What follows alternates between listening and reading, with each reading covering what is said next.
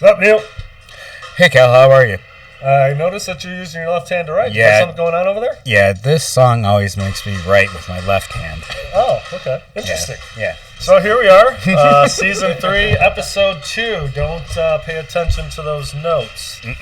But yes, we actually had to make a switch, but we have Erik Shamberger with us today. Hello. So welcome. What's up, Erik? Hello. I love it. Thanks for having me, man. Absolutely. I'm very appreciative of this. Glad Absolutely. to be here. I will say, once I got on the old Facebook and we reconnected,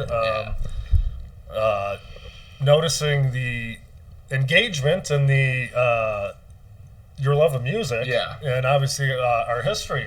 We went to high school together. We played soccer. A couple years older than you. Yeah, you're a couple years older. You graduated in 91. I'm a 93er. Yeah. But we did go to the state finals. Yes. Always senior year. Always a good shared experience to have something like that. Absolutely. And we have not, I think, even spoke since about 91. It's been such a long time.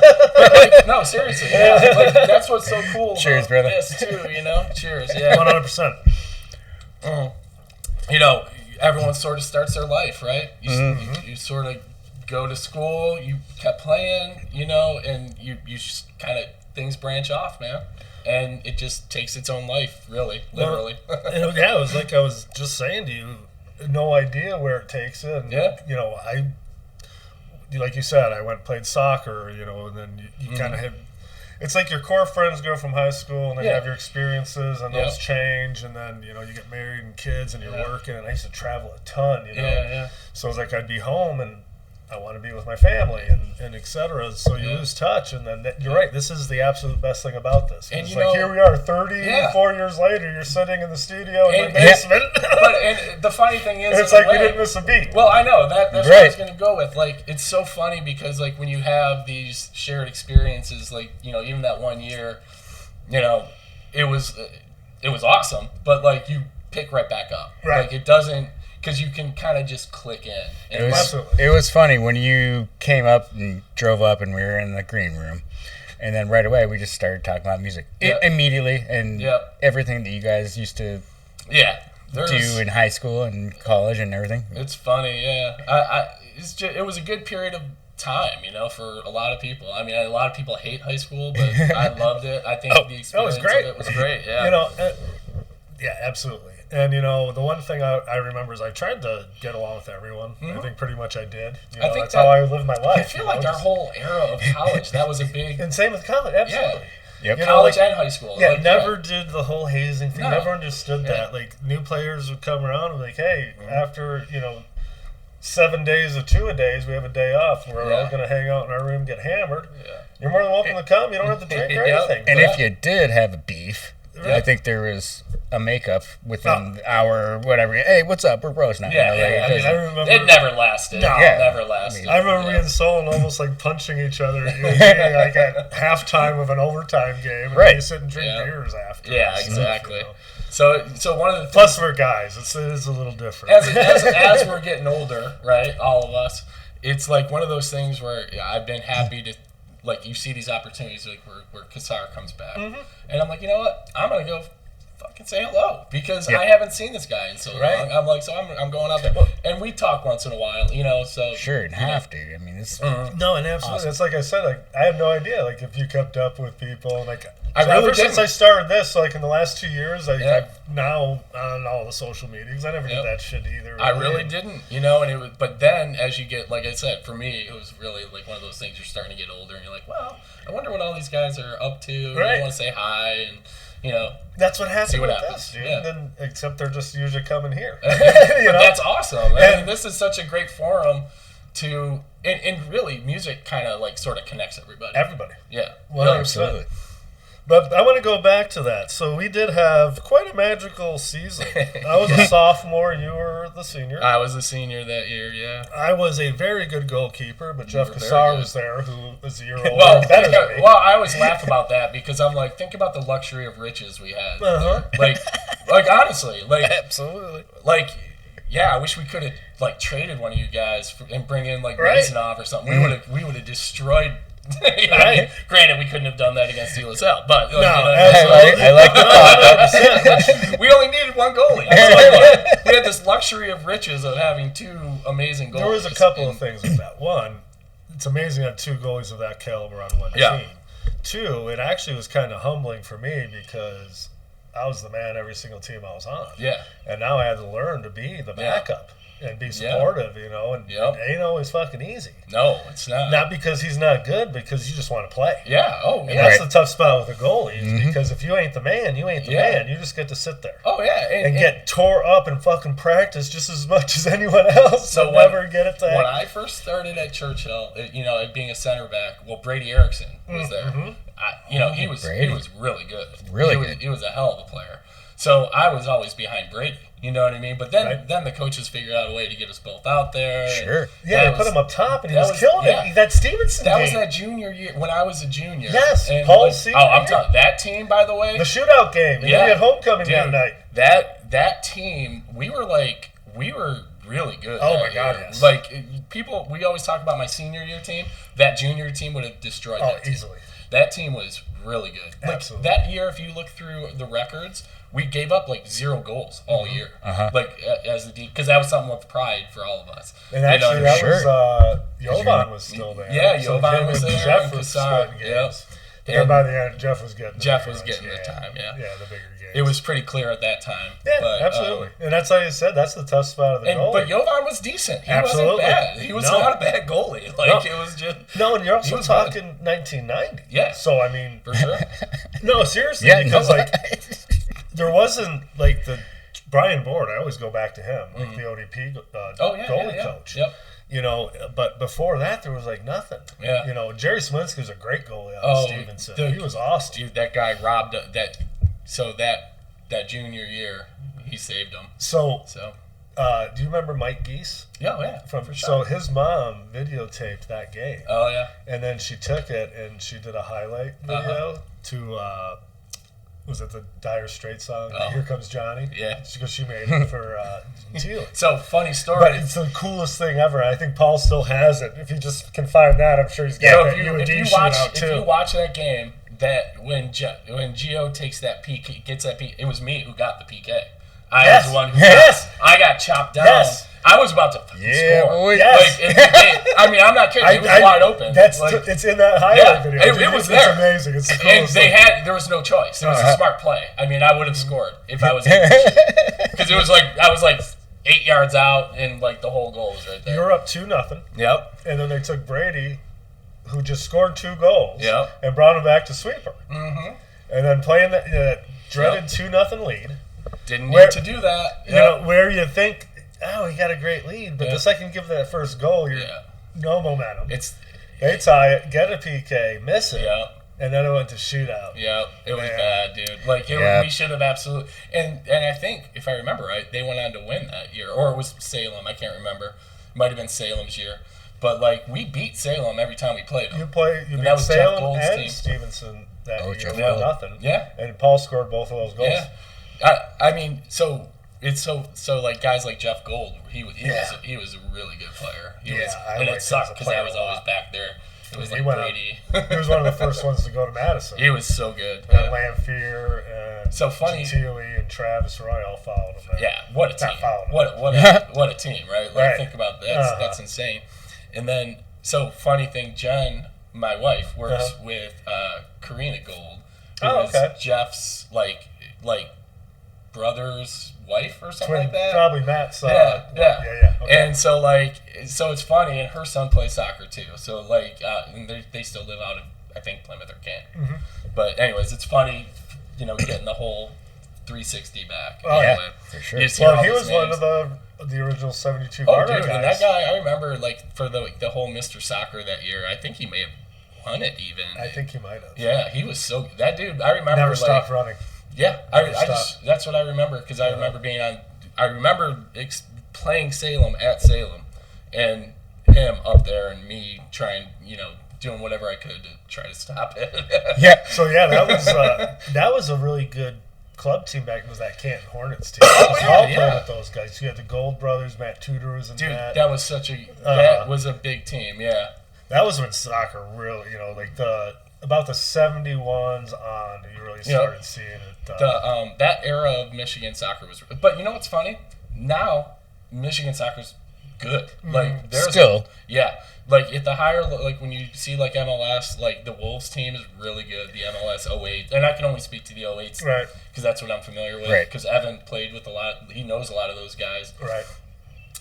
He played with them when they were younger and all that, and that team I think was ranked like they're in the top 10 for MLS Next. I saw, like a lot of the results. They seem to have pretty positive results. They're usually on the better side of the win-loss. For sure. They're doing good. So Michigan soccer's strong again, is all I'm saying. Like there's a strong presence. It always had a strong presence. And even the west side of the state, man, you got like Midwest United. There's like a lot of programs now that are popping in that are back in the day, you always had a good core from the Kalamazoo, Grand Rapids. Yep.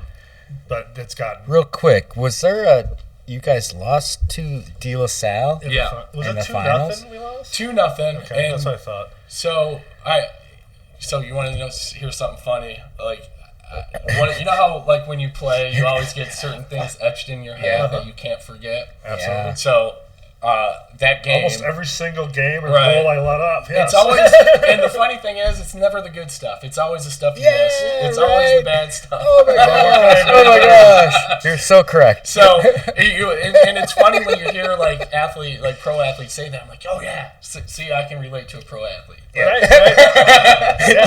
That was good, but I remember when I fucked up. That is true because it's what you remember, the missed opportunities. You don't remember what you like the goods in a way, but because most of the time you're doing something good, and then you don't usually fuck up. It's in place. And it's just, you remember the fuck ups. Go ahead. That game, in that state finals, like there was somebody crossed it, and I was coming across. Vela let it go through his legs, and then I shot it and missed the fucking net. And all I had to do was do like a control touch and pass it into the net. And I tried to shoot it one timer instead. Oh, and I'm like, why not? I'm like, oh my god.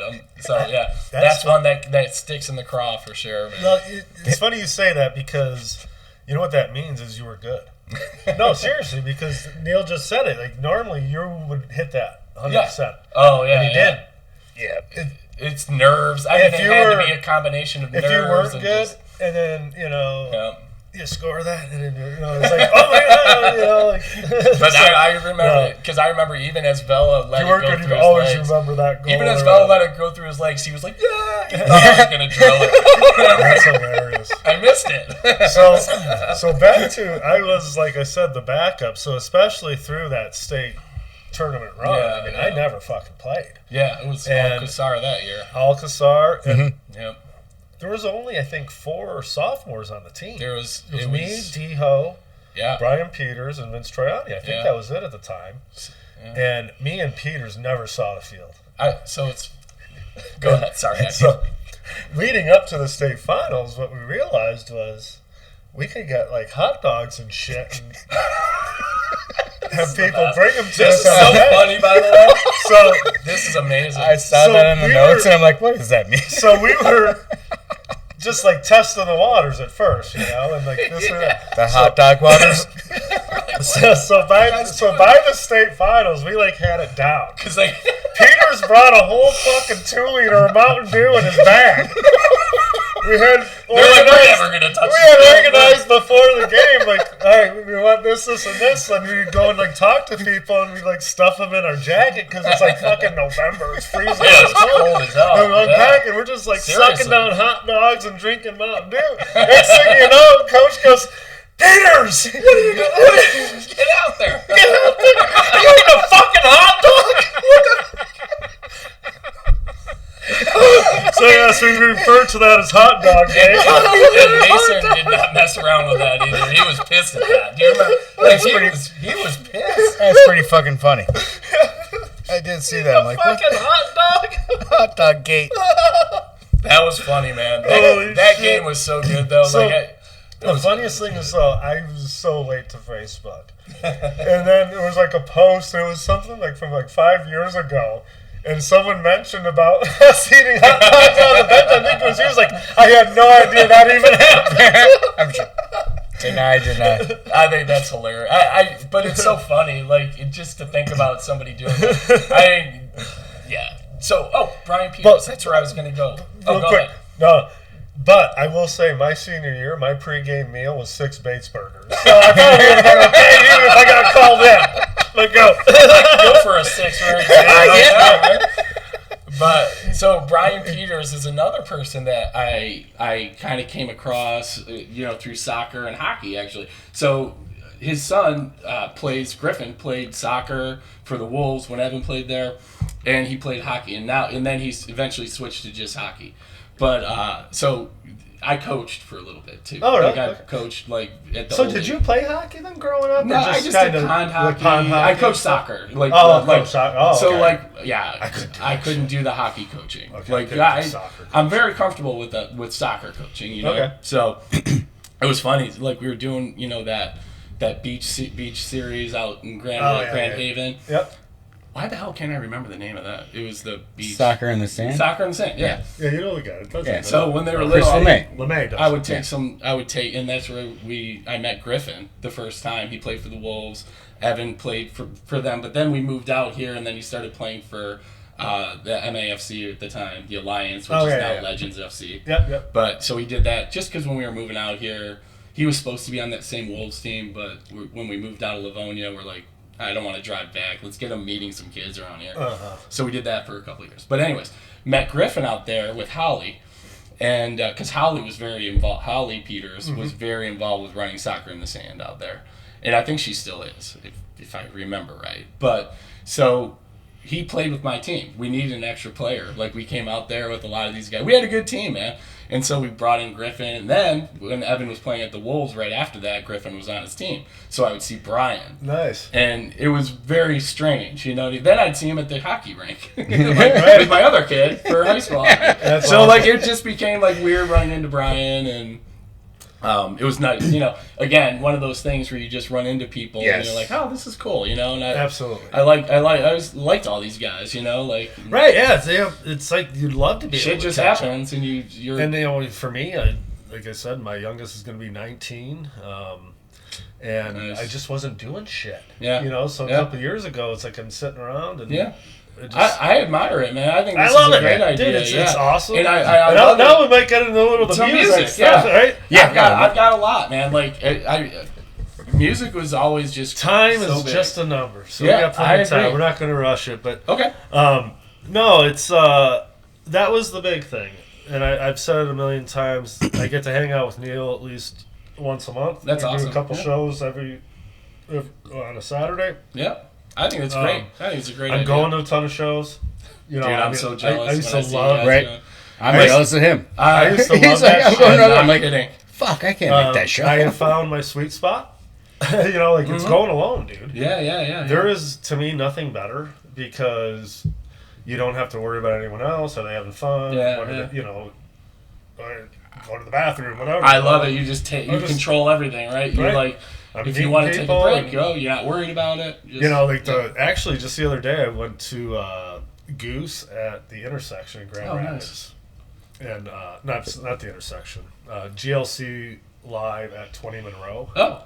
It used to be just called 20 Monroe. 20 Monroe. Okay. And it's super cool because there's stairs right in the middle that take you up to an upper level. Oh, you can look down. There is some seats up there, and then there's the main floor. But super cool venue. And Goose is just a jam band. Yeah, I never really listened to them, but people are like, oh, you should check them out. I like their sound. So jam bands. Yes. Did you ever see Grateful Dead? I never saw Grateful Dead. So one of my favorite shows was Grateful Dead at Soldier Field, and that was the '94 version, and wow, it was amazing, dude. When was it? 94. 94, okay. So you were at State at the Michigan State. Yeah, it was over the summer. It was in the summertime. Okay. Now, I'm trying to remember if it was the 93 or 94. But you had great music, through high school. Oh, yeah. And then you got just through college. So you were, We were in, dude.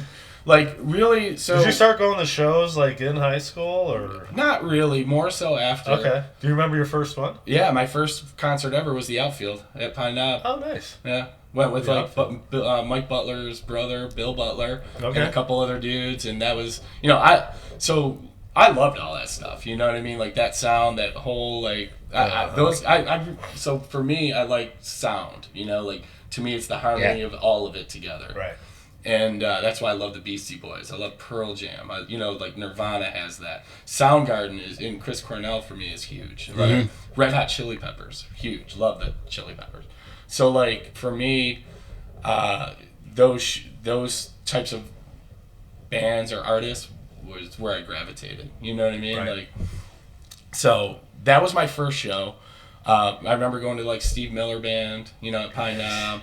Probably one of the coolest. I mean, Pine Knob is like around here legendary, right? Right. Like it's like a legendary venue. I still call it DTE. Nice, well played.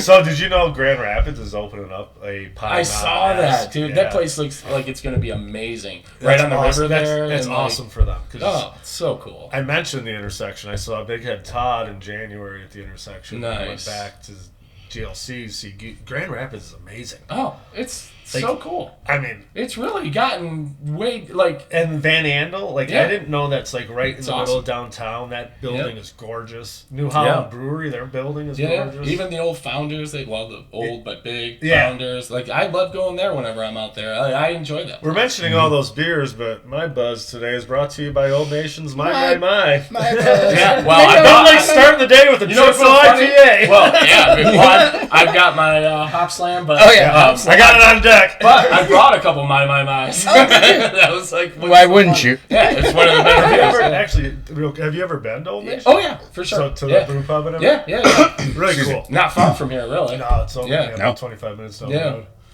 So, one thing we did talk about, because we mentioned you went to MSU. Yeah. I've probably decided it's my number one favorite show ever was that April of '94 Breslin Center Smashing Pumpkins. That was a good one. And you were there. I was there. So we've confirmed the first two guests of season 3 have been at that show with me. Yep.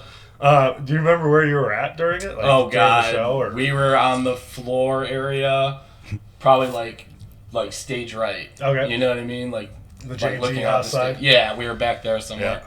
Like we had a whole crew of people. That was an amazing show. I love looking really back at do you ever go to Setlist FM or whatever to see? No, I haven't done that, but that would be really cool to go check out. So I went back because I saw the Pumpkins 4 times. And it's that year when Siamese Dream came out, and it's so funny because they only played in those headlining shows 12 songs. Yeah. But then I'm going back and looking at them and every single one of those songs was at least 8 to 12 minutes long. Right. It was like a semi-jam band almost the way they played live. Exactly.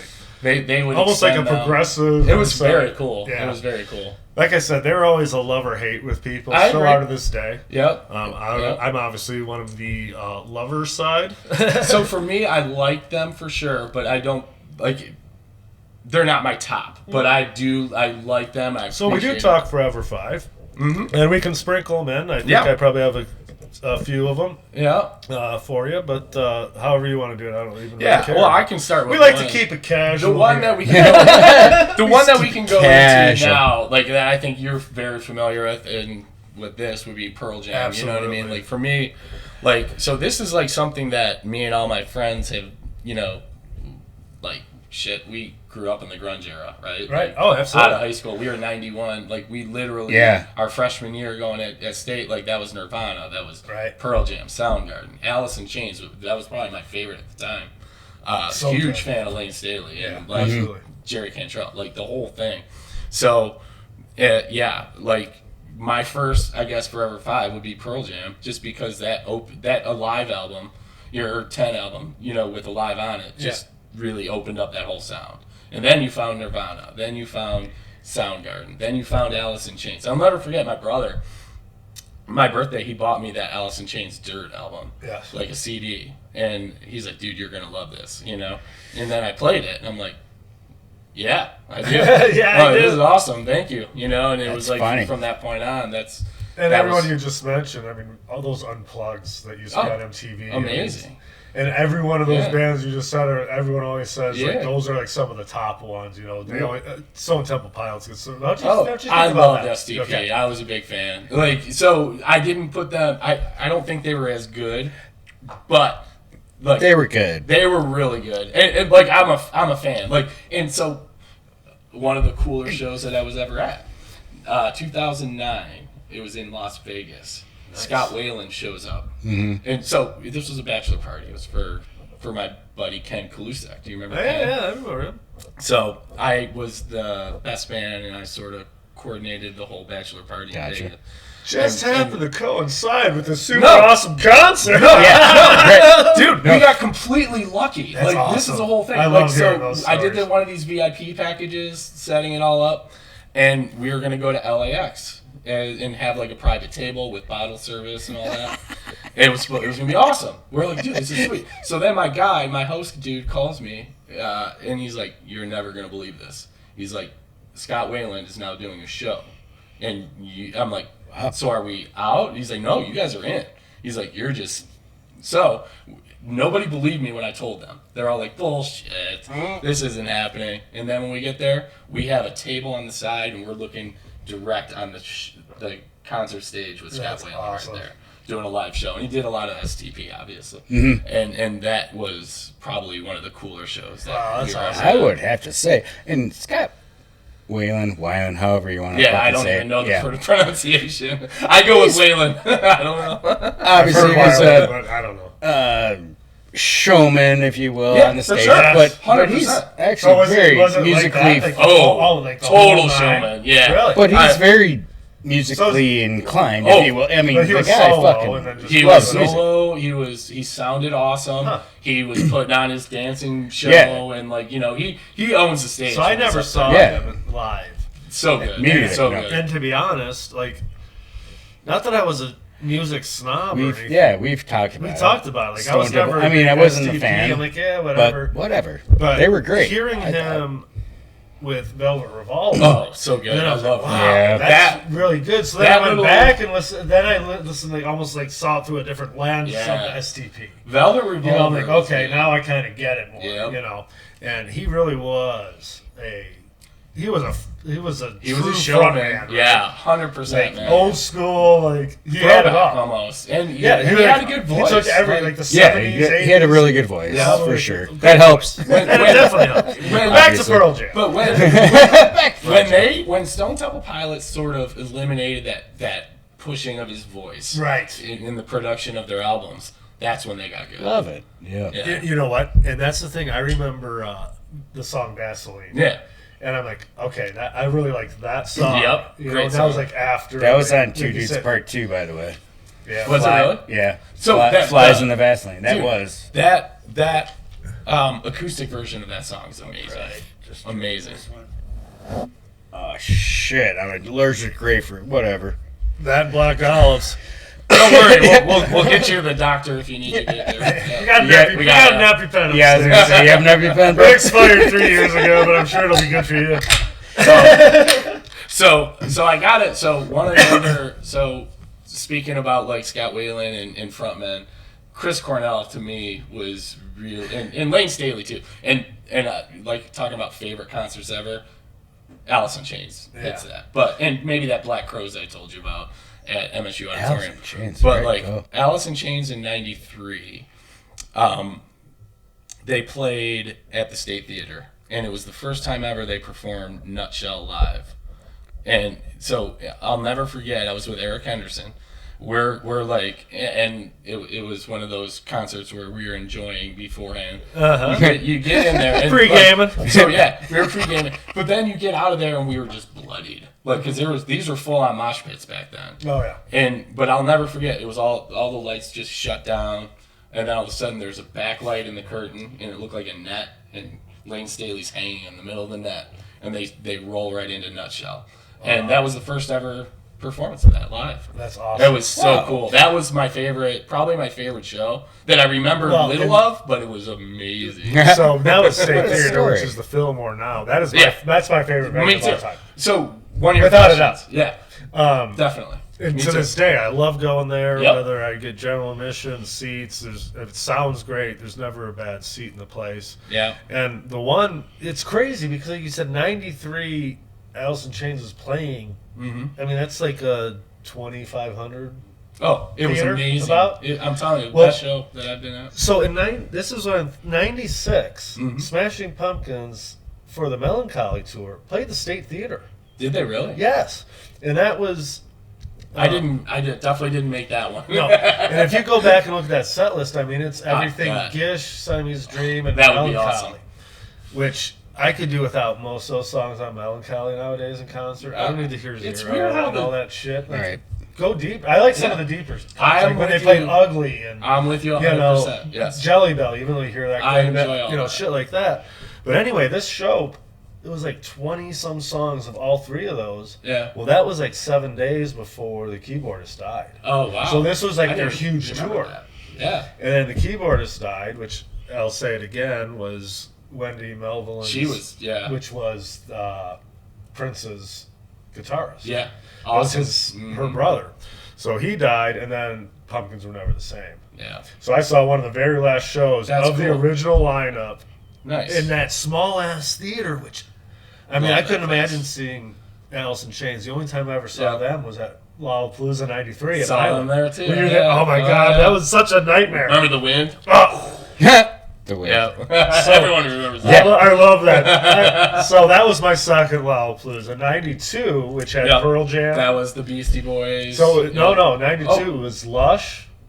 Then Pearl Jam played. Then Jesus and Mary Chain. I remember Lush. Yeah. Then Soundgarden. And then Ice Cube.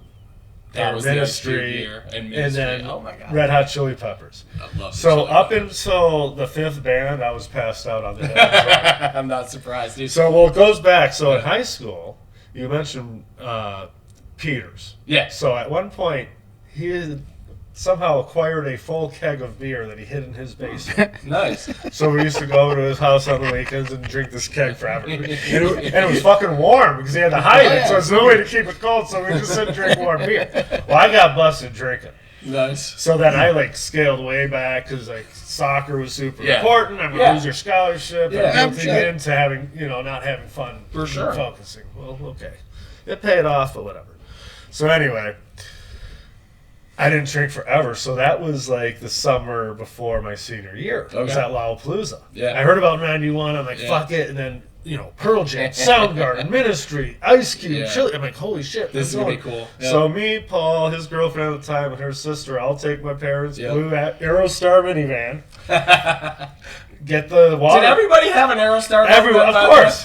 Yes, my family. No, except for the had one. Except for the DC my family Sniper. had two. Except for the DC Sniper, he had an Aerosmith van. You guys remember that? Yeah. Dude, that's hilarious. I know. I feel so bad for that guy. Anyway, we drive the van. We got this watermelon and a fifth of vodka. We're like, we're gonna pour it. Everyone's gonna get it. The other two are like, it's horrible. And I'm 17. I'm like, it's great. No, we're good. Passed out on the hill. Just like every great band. I'm like, I heard them, so it counts. But anyway, so 93. I'm like, all right, I learned my lesson. But then all of a sudden, it's like that 99 degrees. Oh, it was 100% humidity. That rain was huge. Bob Hayes was passed out Where in at? the ditch before we even got in the place. Where was it? Milan. The obviously, yeah. But it was you're right. It was hot as hell. No shade. Nothing. And then when that cloud came through and the rain and the wind, it was like a blessing almost. There you go. Yeah. It was Dinosaur Jr. was playing. Yeah. And they got through 4 songs. It's the only time I've ever seen Dinosaur Jr. Yeah, me too. I mean, and the story. Well, you know what? They're playing Royal Oak Music Theater in July. Oh, no way. Me and you should go. Go ahead and see them. That's what I love about this too. I love going to shows with people after they've been on the show. So I've got a question for you. Yeah. So speaking about one of my favorite genres of music is ska. Okay. I'm a huge fan of all that. Sublime. There's a lot of people that have carried the torch after Sublime though. I know a lot of people around here don't get into it. No. But at Freedom Hill, Slightly Stupid's coming around. And I'm a huge Slightly Stupid fan. Okay. That's probably in my Forever 5, just to give you an idea. idea. There you go. So I love I love Slightly Stupid. We're not afraid of ska on this. No. We're not afraid of any genre. We've always made it. Exactly. We're not afraid of any. I love all genres. Yeah. Like, if you're a music lover, though, like you guys are, right? That's how you are. Well, my sister's husband, Jeff Lane. What up, Jeff? What up, Geoff? Yeah, Geoff or Jeff, but we call him Jeff. He doesn't spell it. He loves. I mean, not love ska, but I mean, he'll go to ska band. Yep. Well, have you been to Smalls? No. What's that? Hamtramck? No. Okay, they do. Not a bunch, but they have some ska shows there. Billy Strings played there back in the day. Nice. Okay. 16. That's fair. Like, yeah, that's awesome. Go ahead with your ska. No. Mark Bugnell. Remember him? He used to have the ska. So I've seen Slightly Stupid, Dirty Heads, Expendables. Like, there's a whole list of all Soulja. Like, there's a whole troupe of these bands out there. For sure. And the sounds are amazing. Like, so they played at the Fillmore a couple times, like 2013, 2015. I've seen them with like multiple times. And then at Freedom Hill, saw them a couple years back. What do you think of Freedom Hill? It's like a poor man's Pine Knob. That's the way I look at it. I like it. I don't mind it. I've only been there once. I like the venue. The parking lot kind of weird. sucks. Parking lot sucks. Yeah. The layout's kind of weird. It is. You kind of have like a general and then seats and then this, then more seats. You don't need to be up front there. No. Like, you do not need to be all the way up. No, I saw Pixies there, and I was like in, I think, the 700, so it was like the third or fourth seats back. But it was fun. It's a nice small... I think we said like Freedom Hill is weird. Why is Freedom Hill so fucking weird? But they get a lot of these shows, and like, so... They do. Well, yeah. They're coming around, like Slightly Stupid, Expendables, and... Is it a Friday, Saturday show, probably? Yeah. So if you want to look into going to a show, man, I think going to that. But I would love to go to that. Yeah. I'll definitely if you guys want to hit that, let's try to figure that out. So I want to get back to your Pearl Jam. Oh yeah, because obviously we mentioned them, but they're probably like your number one. They're my Smashing Pumpkins, your Pearl Jam, right? Yeah. So how many times have you seen them? Oh my God. Probably a lot, going all the way back to that Toronto show I was telling you about. So probably a lot. I mean, let's tell the people about this Toronto show. So the Toronto show, I think it was 93-ish. It might have been 94. Like I said, a lot of my memories with times, like the years are vague. But it was at Exhibition Stadium at the time. So that's where the Expos played. Yeah, well, it was in Toronto. It wasn't the Expos. Oh, no, it wouldn't be the Expos. The Blue Jays. And I think they maybe, I don't know, they had something else going on there probably too. But CFL too. It was their big stadium. Yeah, I think it was. Like, I really do. Yeah, it's probably CFL. And it was the Exhibition Stadium. So and it was Pearl Jam, and we were talking about this.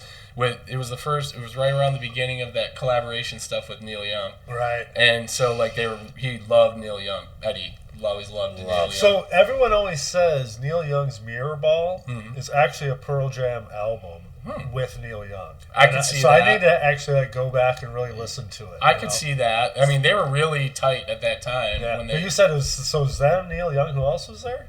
Neil Young, Soundgarden, Blues Traveler, and Pearl Jam. Wow. So like that Blues Traveler's a lover, and Blues Traveler was but they were huge. They were like extra. So on that whole tour, they weren't there for every show. Oh, they were just the ones that they played. So they happened to be there that time. Yeah, that's a good. But it was that show. I saw them back in October, and they still sound great, dude. And you know, again, I want to see Blues Traveler. They're Blues. It's Blues Traveler, Spin Doctors, and Gin Blossoms at Meadowbrook. Gin Blossoms. That was my passion. Is it a Friday show? Well. I think it is a Friday. I used to actually rip on the Spin Doctors all the time. I did too. Because those two effing songs. Yeah. Little Miss Can't Be Wrong and... Drove Me Nuts. And whatever the other one is. Yeah, I know. So if you actually don't ever listen to those ever again, but listen to some of the other stuff, they're a pretty tight band. And actually kind of a jam band, too. Yep. And when I saw...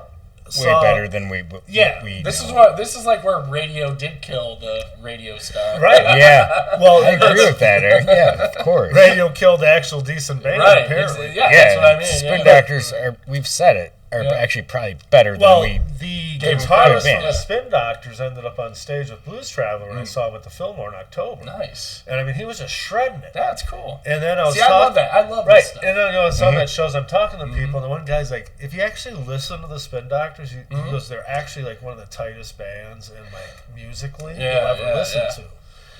And, I love that, man. So I'm like, okay. So I actually started like listening to other songs beside those. I'm like, they're actually pretty damn good. And then I guess the lead singer went through like some throat issue, and they like didn't know if he would ever sing again. Oh wow, I never knew that. But I guess he came through because they're finally releasing new music. Now they're touring with Blues Traveler. I love it, man. And Gin Blossoms, which Gin Blossoms, I'm not gonna lie, they got decent songs.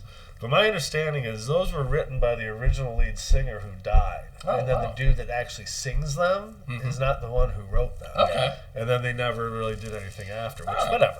But they had some bangers back in the day. Yeah, it was my first concert I ever saw. Yep, back in the AZ. What was the Gin Blossoms? Gin Blossoms. Nice, yeah, nice. I mean, whatever. I love all those stories. No, so, but you know what? Like first concerts are like kind of like it's your first experience of seeing a show, so like it doesn't even matter who you see. If I had to say, the Monkees were in the first concert I ever saw, but it was in like a street, you know, like you know, like Phoenix, you know, like there's the Monkees are playing, but the Gin Blossoms were actually my first show. Yeah, you got a ticket, you went in, you actually watched them. Hey, we're the Monkees. But you hit that on the head, because if you're doing it right and you're, you know, experiencing live music, it shouldn't really matter who you see. I agree. Because there's that one experience and you were hooked from there. Well, here's the obviously because you're still doing it. Here's the thing, though. I would also say put a caveat on that, because I think if you love music, that's how you look at it. Like, and I really do think we're in this genre, like this age range, where like I said earlier, we grew up like we didn't have these. We didn't have. Music was our sort of. Didn't have shit. Yeah. So a lot of times you would hear the radio. Remember recording stuff albums on your cassette going on while you were growing up. So that, I mean, I lived through it all. I had albums, I had cassettes, I had CDs, and now I'm streaming. I mean, I went all of it. Besides like 8-track, I did it all. Me too. Yeah. Never had 8-tracks. Just I had a couple albums early on, but it was really cassettes mostly. Right. But I just did whatever Paul did. Yeah. See, I was the older brother, so right. I just did whatever. I can't remember. I was listening to one of the episodes, and I can't remember if it was you or the guest. I can't remember, but saying that the first album you bought was Motley Crue, Shout at the Devil. Me. That was me. Oh, me too. Yeah. That was my first album that I ever bought. Right. Like, and I was laughing because I'm like I remember, like, do you remember at the time that was, like, controversial? Oh, it had the pentagram on it, like the black on black pentagram. And then you open it up, and there's all the fire, and they're all like... They're like, oh, my God, these guys worship the devil. But they don't. That was the best thing about my parents, because they weren't, like, huge music, always playing music or whatever in the house, but they never limited us from... Like we would go on soccer tournaments and we'd have like NWA playing on the boombox in the back or whatever. But it's a band, so you're way up there, you can't hear it. So this is a funny one. This was like, do you know Mick Hines? Oh yeah, absolutely. You know Mick and his dad. So his dad John used to coach me. Yes. Like when I was 10, I was playing. They used to have Innisfree. Remember? Yeah. The old bar. I used to go there all the time. So so I knew Mick when we were little. Like, I played with John, his dad, when we were little guys, and like I was 10 playing. So this kind of ties into the whole Bonanza coat thing. Oh yeah. Yeah, those things. Dude, that was my first. I was 10 years old. I was in 5th grade, I think. And got my first Bonanza coat, awesome. You know, and I was playing 2 years up because I was playing in the 12U when I was 10. Well, yeah, because there was only like 12, that's 14, when it started. 16, 19. There was 4 age groups. It did not start before 12U at that time. Yeah. But I mean, at the time, you know, there was no point. To me, it's U12. It's changed. That's changed. I know. Yeah, you said 12U. So yeah, U12, 12U. I love it. And like, so I love it. It's so funny. So one of my big memories of music was going to Mick Hines' house. Like we were buddies, and we went into his basement. And we listened to Diary of a Madman, Ozzy Osbourne. Paul had that album. And we jammed it down there. And all we were doing was looking through the cassette, you know, the whatever that's called, insert or whatever. You know, looking at the lyrics and jamming that album. Are you a lyrics guy? Oh yeah, you are a lyrics guy. Yeah, huge. I'm definitely. That's important to me. Okay. Like, which is why I love like Pearl Jam songs. A few songs are important for that, but usually I don't care about lyrics. I'm probably more overall sound first. Like I like it all coming together, but and lyrics to me are big. Yeah. So for me, like a lot of Ben Harper songs. Oh, I think a lot of those out here. So that's good. I'm going to go to see him 3 times in June. That's cool. So I am doing 3 times. It's going to be the summer of Kal. So those of you who don't know, Kal's going through a divorce right now. But anyway, I'm going to Toronto on June 4th. Nice. At Massey Hall. Okay. And then day off, and then June 6th in Royal Oak at Royal Oak Music Theater, and then the very next day in Chicago at the Auditorium. All right, that sounds like a plan. Oh, dude, I can't wait. He's in my Forever 5. I always tell everyone, if you can, go see him live, dude. It's just such an experience, whether he's jamming, sitting down. Obviously. He's a talented dude. Dude, the first time I ever saw him, he was the first, and then it was Freddie Jones' band, and then it was Dave Matthews' band at Pine Knob. And Dave Matthews. And that was like when Fight for Your Mind or whatever came out, like his first album. Yeah. And he literally sat in the front corner, just jamming on that. I love that. Sit down by himself. And I'm like, holy shit! And then from that point forward, every time I can see him, I go. And then I saw this. I'm like, it's a small tour too. I mean, right now I'm sure they'll announce more, but I'm like, fuck it, I'm going to that. And then I also picked up the 4-day pass to Bourbon and Beyond. Oh, yeah. Louisville, Kentucky, September 11th to the 14th. Okay, so that's Pearl Jam has been there. Yes. And the headliners this year are Fish, Noah Kahan. Nice. Sturgill Simpson. They get some big headliners. Lumineers, Jack White. Lumineers are good. And then I've seen them 4 times. Yep. And they're playing I saw them once. They're playing Comerica this year. I'm like, fuck that. I've seen him 4. I'm not going to 5th to see him there. But I'm like, dude, I'll go see him at this place. And then it's got Cagey Elephant, Pixies. Nice. But Blues Traveler, Spin Doctors, and Gin Blossoms are all playing there. Nice. Alabama Shakes is playing. So first time they're playing live in 10 years. They're doing a tour this year. Well, I was going to say, because I think they're playing Meadowbrook or something. They're playing something in the Detroit area. And Whitney's, she's gotten in. Brittany. I knew that was wrong. I was trying to think. I know that's the wrong name. I'll let the Wyland slide, but I can't let the Whitney slide. Yeah. So I let that go. I'm like, Whitney. I'm like, Brittany Howard. Yeah.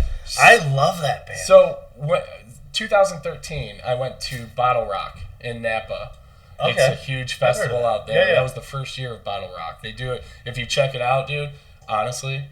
I'm doing one a year. It's going to be different. This is one to check out. So the headliners at the time, it was Alabama Shakes. Lumineers were there. It was just this amazing. Look at the show. Just looking through the history of Bottle Rock out of Napa. Gotcha. So we all, it was kind of a decision that, let's go. Enjoy it. What other festival? That was a great decision. It was really cool. So I was never a festival guy. I mean, obviously I did the traveling Lollapaloozas. I did the Horde Fest, but that's one day, whatever, until Lollapalooza last year. And when I went in, I'm like, the lineup was sketch. Yep. In my opinion. There was a lot of bands I wanted to see, but totally blew out my expectations. Yeah. And I mean, I was going back this year until I saw this lineup at Bourbon and Beyond, and I figured September in Louisville sounds a hell of a lot better than August in Chicago, because that show's 90-something degrees 4 days in a row. For sure. And for me, but it was awesome. It could still be 90 in Louisville. It still could be, but you know what? It's got a fucking lot better lineup. So there you go. All 97s are there. My whole problem is once we get into September, we're getting into soccer season. Yeah. It becomes an issue. So so for over the summer, it's there's 1 or 2 day passes. Listen, I'm thinking Airbnb and zip in and zip out. I ain't fucking camping. I love that shit. But so one of the speaking of festivals that I've been to, this was just happened to be when I was at State. It was one of those things that popped on me. I did an overseas study program. I was in Australia for half a year. And so we got some Australian fans out there, actually. Nice. And so they'll all know this, but they're probably more than the U.S. They're Aborigines, but whatever. So they got bones in the nose. Yeah, because they finally gave him the internet. So Elon, go ahead. I'm knocking averages. You guys are great. So after I did the school part of my overseas study, like we did traveling all around, but like one of the things we did was went to the Big Day Out, which is the Australian Lollapalooza. Oh, no shit. It's called the Big Day Out, and it was like literally all the same bands in '94.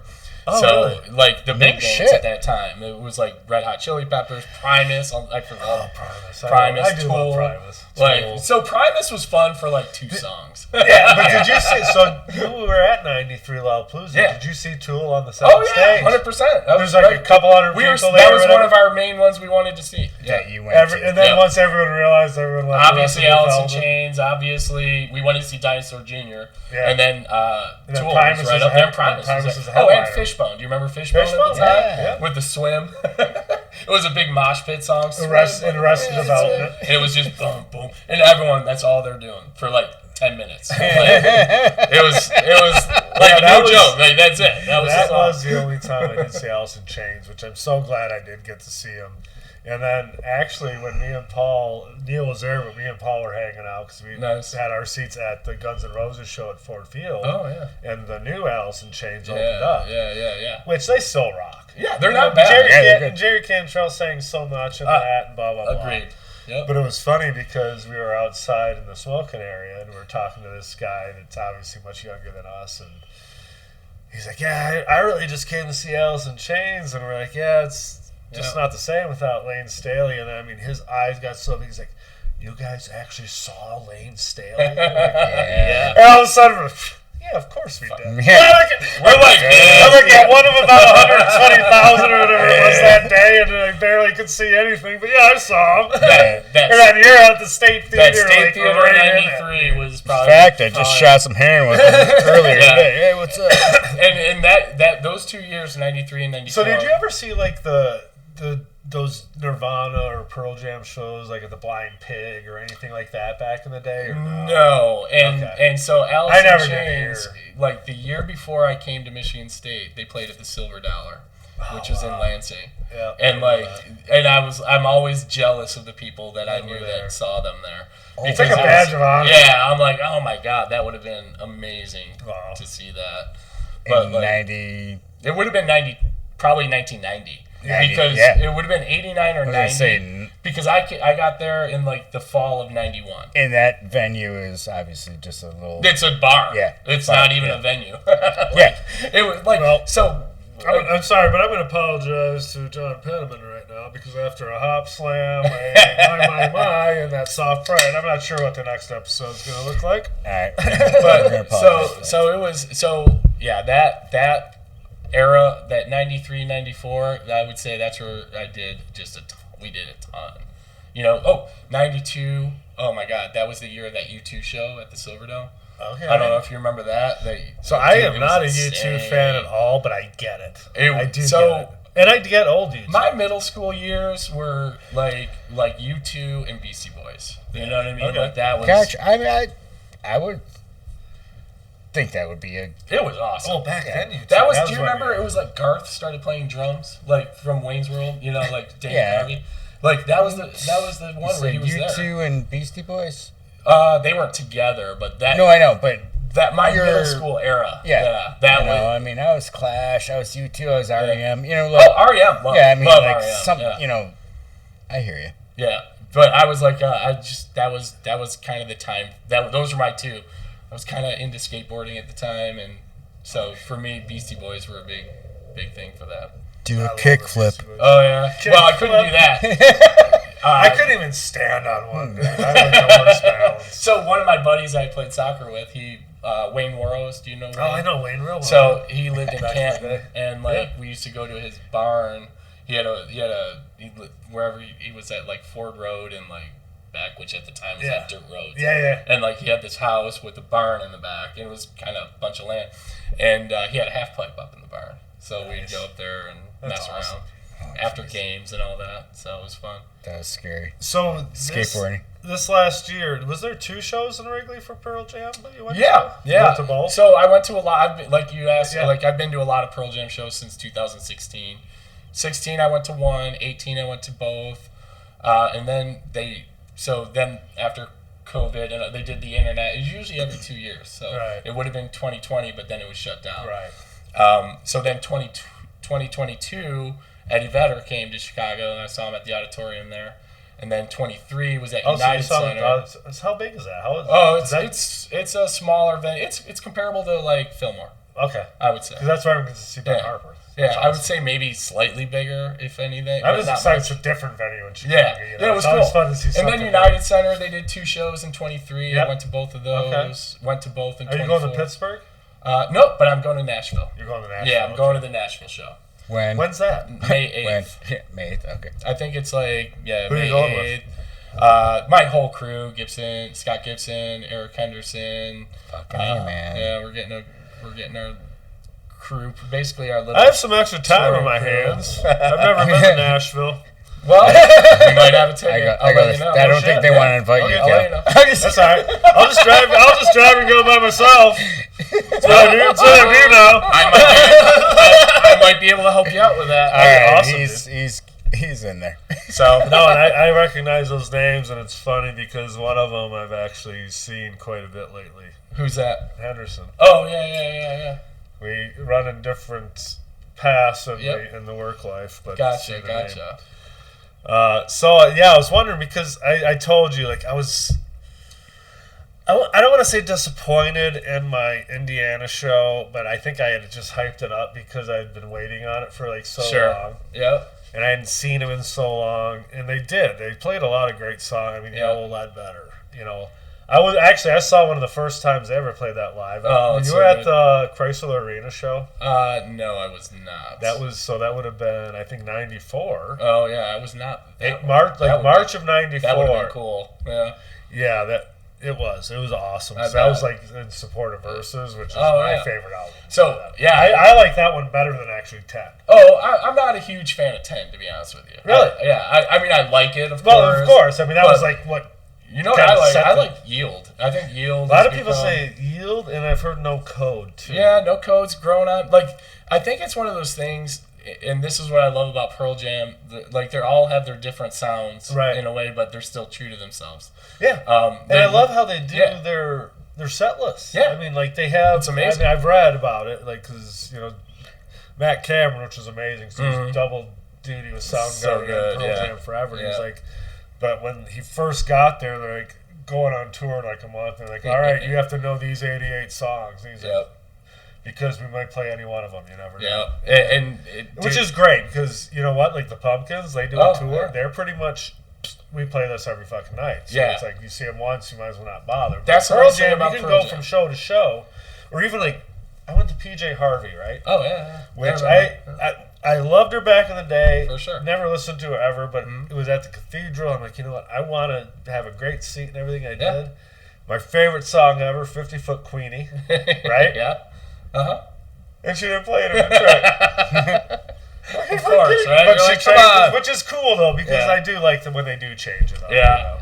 And, I think when you have like basically a book like Pearl Jam has. Right. Like, I mean, they've been making albums for like 30 years. Right, yeah. They're not just a nostalgia act. They're still actively making new shit. Right. So they want to play it. Songs I want to hear. And I do like There's Dark a Matter. couple. I think Dark Matter is one of their better albums. Oh my god. Yeah, 100%. And there's a couple songs off that album that are going direct into rotation for their shows. Like Waiting for Stevie. And like there's a couple on there. Yeah, absolutely. Wreckage is one that's just Wreckage amazing. Is one I like. I like that song. I like Running. Oh yeah, dude. Because like the start of it kind of has almost that old feel to it a little bit, And one thing I've learned about them too is there's certain songs that are just amazing live. Right. Like Off He Goes is a song that's kind of like a deeper cut, but when you hear it live, it's just awesome. There's certain moments in each song that the entire crowd knows, and they'll just belt it out. To me, that's that tying force that everyone has. Yeah. No matter what. That connection. Not a lot of artists, or bands, but there are going to be some songs that you will say, oh my gosh, this is a song that I didn't really, not radio play, but then you hear it live. It's like, oh hell yeah. Yeah, I remember. So last summer we were at that show, and I'm like, okay, I hope they play Off He Goes, and then I'm like, I hope they play Immortality. And like, I was with Scott Gibson, and he's like, holy shit, you're calling! Like, it was like all of a sudden I got 3 in a row. It was like one of my favorite set lists. It was night 1 of last year's show at Wrigley. So night 2 was really good too. So one of our guests, Chris Malazewski, he has the same exact last one. Yeah, he has the same last name as me, but with an M. Yeah. But they pronounce it Malazewski. Okay, a little bit different. Yep. Well, what we found out was his dad at some point in time changed the pronunciation. Malashevsky is the correct pronunciation. But anyway, he's like huge Pearl Jam guy. All right. Yeah. So I met up with him. He was on before we went and saw him in Ruoff in Indiana. We met up and did a tailgate. Neil wasn't there, so we had a guest host. But that night was like 69 Pearl Jam shows, and then, since then he went to Vegas. That's a lot. He's from Chicago, so he's at the Wrigley, and I mean that's obviously his do or die, Yeah. So I mean, I know you were asking me about how many times I saw him. I mean, definitely not that many. No, but you're definitely over 15. I was gonna say over a dozen. Yeah, sure. 15. You're like a hardcore. Yeah. And you know what? I get that with them because they are different every time you see them. One thing I would say is like it's just. There's a vibe that when you go to these shows, you get into this vibe. That's the only way I can explain it. Right. And you're either, if you're into it, you're in it. You're in that vibe. And like if you're not, it's fine. Like, because there's a lot of people don't care for Pearl Jam. And they hate them. Right. And I get it. Right. I understand that. Like, and if you're not, but then you're just there. My question is, though, has that person really gone and like experienced a show? No, probably not. In that environment. And probably not the right way. That's always the question we have. Like, what keeps you never going listened to back an album after 15 times? Like, you're still going. What keeps you going? And they can always do different set lists. But why does that? Like any band, why do you keep going for these live shows? It's that vibe. It's that vibe. Yeah. Like it's you. It's always the same answer, but I gotta dig it out. You know, but it's that feeling. It's that feeling you get from music, and like so it's so funny. Like I remember the first time I got that sort of feeling from music, right?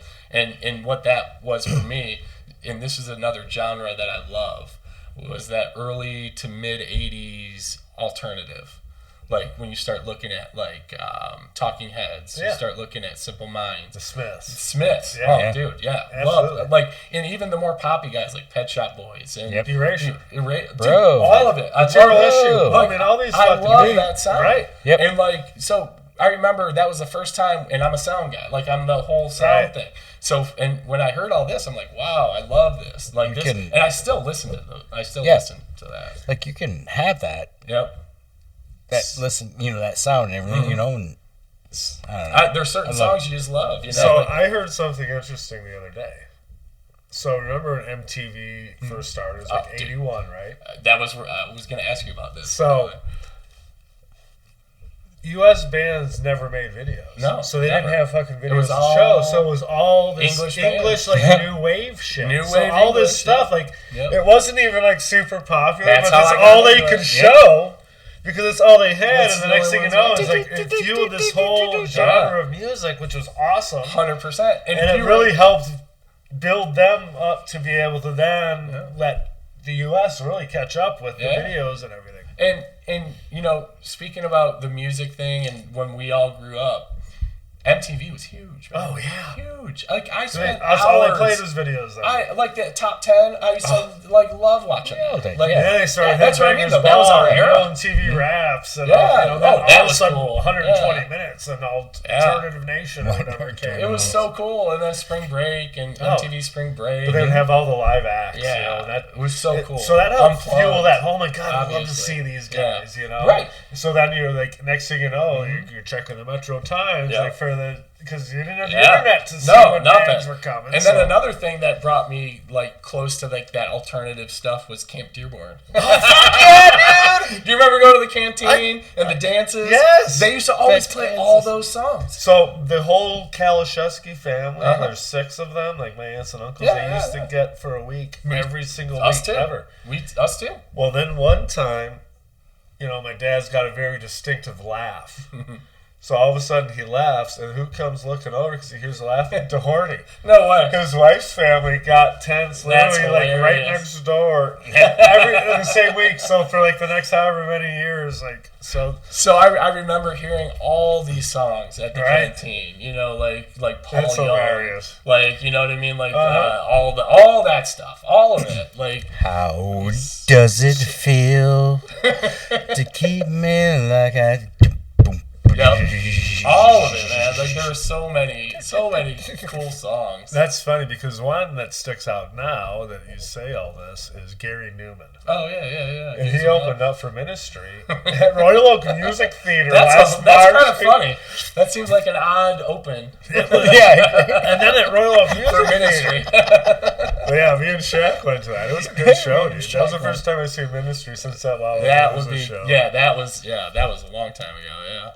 And it's probably still, Uncle Al's probably the only person that's actually still from the band, you know, and he's like 65, but they still fucking shredded it. It was cool to see him again. So it's so funny, you know, like thinking about those bands and you know, really like going back to genres and all that and like in the Forever Five.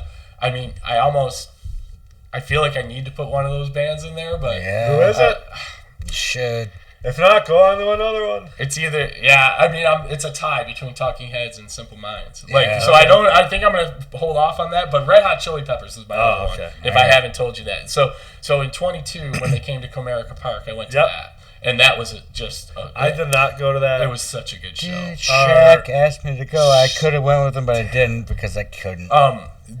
And speaking of showmen, that was at Comerica, yeah. And not the best venue for a show. Well, if you're down low, you're fine. Yeah, you have to be. Yeah. So saw Green Day, and I was kind of like first. It's actually good if you're bass. down. Oh yeah, that's side, good if you're but lower. I was like 4 or 5. Yeah, you weren't bad. Oh yeah, that's not bad. Yep. Yeah, so I was you're actually really impressed. If you're in the uppers, you lose so much sound. So where were you sitting? Like kind of like out and to the left. Okay. Like and it was in the lower section, so we got good. good. Yeah, we got a good sound. I wouldn't say they were the best tickets or anything, but they were good enough where you heard everything clear and it was not. You're a little taller. You get a better view sometimes. Yeah, right? It was cool, man. It was such a good show. But like, talk about showmen. You know, Anthony Kiedis and Flea. Like both those guys they're still on top of their game. Yeah. Like they look like they did when they were like 20. You know what I mean? Like out there running around. Yeah, they're running around. Flea's walking across the stage doing his handstand walk. Like they come out naked. He's like 60. I know. They come out naked though. If not, pretty much shirts off. Yeah, half naked. Yeah, without the socks.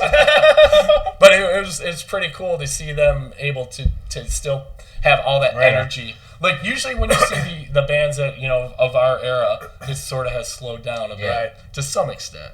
But those guys, that show was amazing. Even like Pearl Jam, right? No, they're still killing it. Yeah. They're still killing it. They used to do like those 3-hour marathon sets, and they even said this last year, like, we're almost 60 now. We got to scale back a little, but they're still like 2.5 hours. And not only that, though, if you when you listen to Eddie sing now, he doesn't hit the notes, the high notes. That he doesn't even try it anymore. He just lets it go. Good. No, and you know what? As he should. 100%. Yeah, I've seen that with John Popper. In fact, he was singing. He was like, they were doing why like you wanna give me a run around? But he's like, I don't know why I wrote these songs in such high notes back in the day, but I'm going to give it my best. It's very funny. Like you see, even like Corgan, he can't do the screams and all that shit. And I don't blame him, like you said. Like Frank Black. Yeah, said. Wait, he was sick. He was sick. I mean, if they're doing a tour all summer, you can't. You don't were you a Pixies guy? Yeah, for sure. See, I never was until I actually went and saw them last year. Yeah. I'm going to both shows at the Fillmore in July. I wasn't, and then no, because now I'm going to both shows. I know Pixies songs, but I never was like, I have to listen to them. I have to buy their stuff. And then it's like, as I've now opened up my, playlist a little further and saw them live. Like for me, a lot of it is once you see them live, does it make you want to listen to them more? I think so. Yeah. Or does it make you want to be like, okay, I know where I stand with them, And a lot of bands, it's like I want to listen to them more. Yeah, and for me, if I hear a band that I live and I think they sound really good, I'm sold.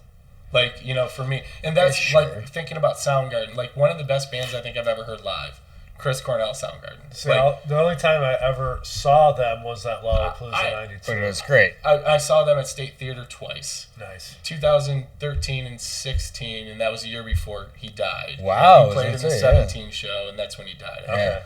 And that was at the State. How was that 16? The only reason I didn't go to that one where he died is because I'd just been there the year before. I remember seeing it. I'm like, man, that'd be a cool show to see. I go, but you know what? I'll check it out. But like time. one of the things, like, man, why you can't.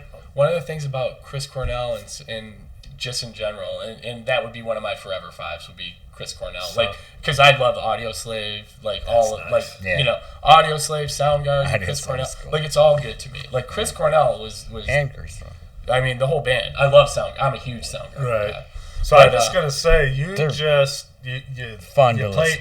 the game right there. What's that?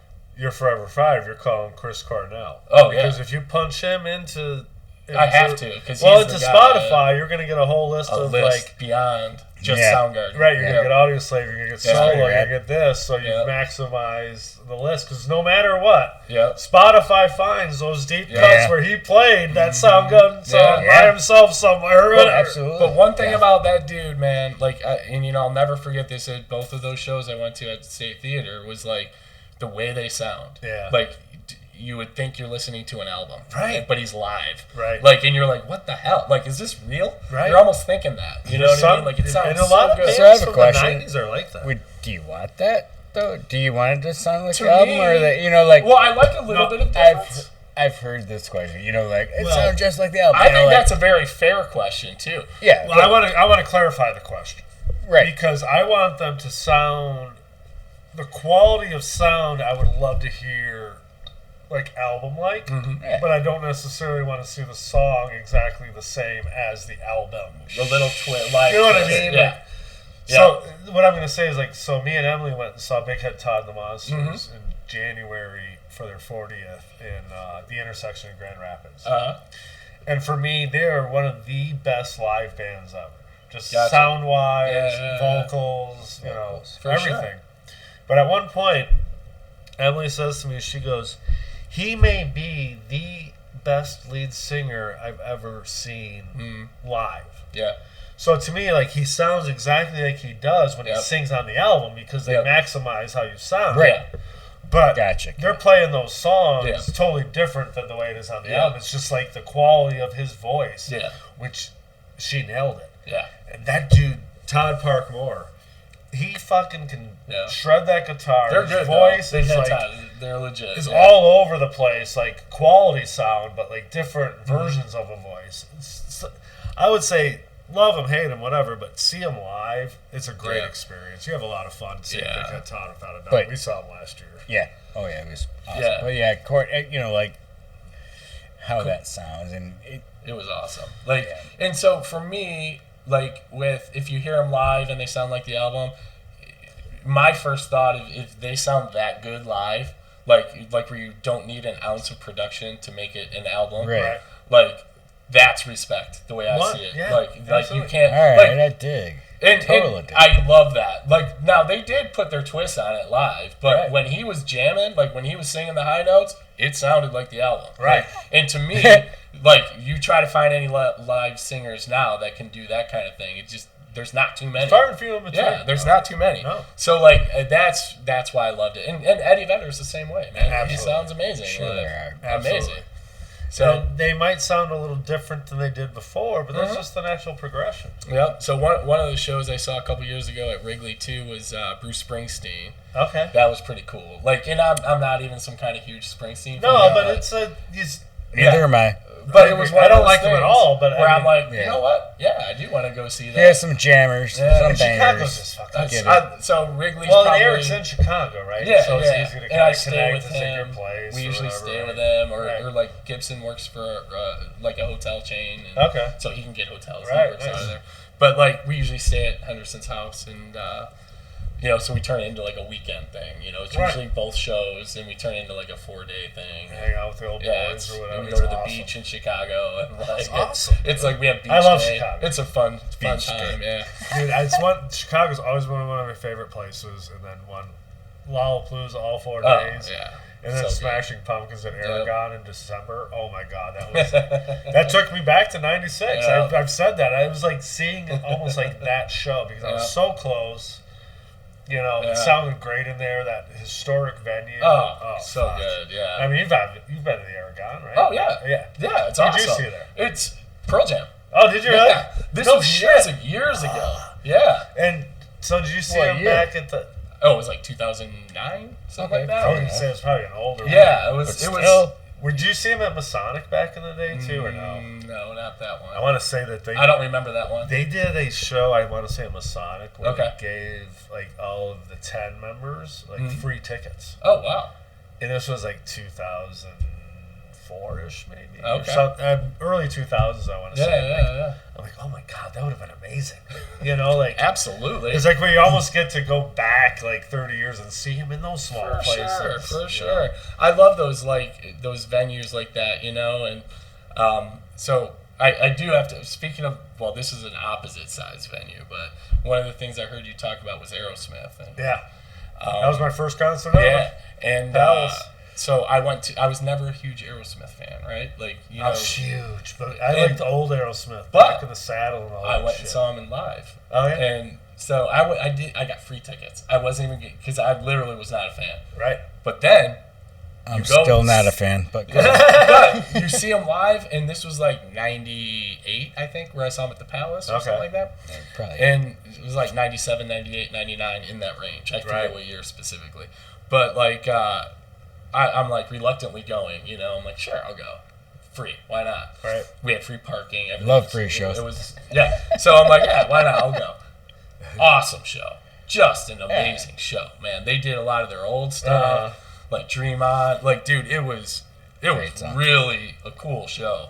And I'm like, oh my God, and like Steven Tyler, again, another. Just frontman. Yeah. Like, dude, if you want to watch a show, go watch Chris Robinson. Oh my God, too, right? Last time we saw him, we actually had a beer where he was standing, so we could watch himself. That's how much of a frontman he was. So after seeing them live, it was like, okay, I found this new appreciation. Coldplay was mine. Oh yeah, I can see that. You passively, okay, I know a lot of songs, but I saw him live, and I'm like, wow, okay, they were really impressive, fucking good, you know? I'll never forget that because I was always like, nah, I always thought they were kind of cheesy. I'm like, nah, I'm not into Aerosmith. Right. But then you see him live and you're like, you hear Steven Tyler singing, which was good for his voice. You know, so that was the thing. It's like new appreciation for a band that you didn't. Maybe that was my first concert. It was the Pump tour. You know, that's awesome. Janie's Got a Gun and all those. That was huge. So then I listened that's a great song. But I was kind of Love in an Elevator, not a good Then song. I would go back. I'm like, Back in the Saddle and Sweet Emotion and like all these other songs. And wow, those songs that was like the '70s rock where it was like '70s rock. You know, so good. So I like would go back and I love that. And then like another one was Velvet Underground. Oh, never knew who the fuck that was until the Doors movie came out. Yeah, and Heroin was on the soundtrack. Yeah, and I'm like. I remember hearing that song in the movie, and it's like mesmerizing. Mm-hmm. I agree. And then it's Velvet Underground, Lou Reed, Heroin, and the whole song. It's like almost 8 minutes, but it takes you through like a trip. Yeah. And it's like, dude, tell you what, try driving to that song and not just following that song like you're doing 70 at the beginning, and next thing you know, you're doing like fucking 90, right? Yeah. Just, you're going through the whole emotion of the whole thing of it. I think the 70s, like the late 70s, like there's some music there that is amazing. Just the musicianship. Yes. It's forgotten. Because you figure like between the 50s and the 60s, like people are just finally getting electric, right? So then you kind of get in the 70s and that. Now you have people like really experimenting. Well, introduction of rock and roll, right? It's like, okay, what can I do with this thing now? And what does a bass solo sound like? Because no one thought about that in the 60s. with Grateful Dead. You get the jam bands. You're getting all the hippie stuff going on. And like then the 70s are the result of that, and then there are some really good acts in there, man. Like absolutely, it's kind of fun pouring through some of that. No, and I agree, and I always feel like we got the best kind of with our generation, the era of music. 100%. Because our parents had the 60s and the 70s, so that's what we're growing up with. So we know the Led Zeppelins and the Doors and the Hendrix and You know, we even know the disco shit. Oh, yeah, all of it. So when I say, like, Gen X, and you said, like, you perfectly, like, you graduated when grunge was, high school was kicking. Just, like, that was my college. So you're going to the college with grunge. That was my college. Whereas, like, thank God I got a hair metal and into grunge in high school. But then in college, like, grunge was... That was it, man. It was already solid, so I'm like, those are the shows I can go to. I don't have to answer to anyone. Yeah. I don't have to take my parents' minivan anymore. It just kicked off our freshman year. Like, and then 95, 96 came. 97, it's like, okay, what do I want to listen to now? Yeah, it sort of started because I fucking hate Linkin Park and all that bullshit. And Limp Bizkit was never big. And I say this forever. That's where we went. Like, you know, you kind of grunge started fading away a little bit. I would say the hippie kind of route. There were the Americana even. You know, the Wilcos 100%. And Rusted Roots and all that shit. Yeah, there was a couple. Almost like going back with the true music. Arrested Development. Arrested Development. I mean, but I never liked all that. Like, no, there was the what is it called even? The whole metal, whatever.